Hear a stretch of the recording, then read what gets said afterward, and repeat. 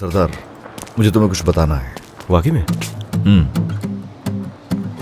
आपको दोबारा घर से निकाल दिया? ऐसे ही। कहीं आप मेरे बहुत सारे टुकड़े तो नहीं करने वाले, या फिर मुझे कहीं टांग देंगे? कुबिलाई, हॉस्पिटल में तो है ही इस वक्त। अगर नाक फोड़ दूं तो कैसा रहेगा? छोटी करवाओ ये कल में अपनी। सर पहले वो 20,000 वापस कर दे जो आपने मुझसे लिए थे, अगर आपको याद हो तो। लिए थे मैंने? जी, ये उस वक्त की बात है जब मैं खुद एक सोल्जर था, याद करें सर।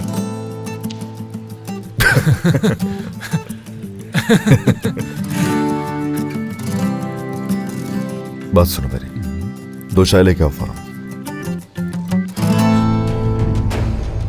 अगर मेरे दिल से कोई करीब है तो वो हो तुम, लेकिन अब तुम ही मेरी तकलीफ का बाइस बन रही हो। अब या तो तुम इसको मारोगी या फिर मैं।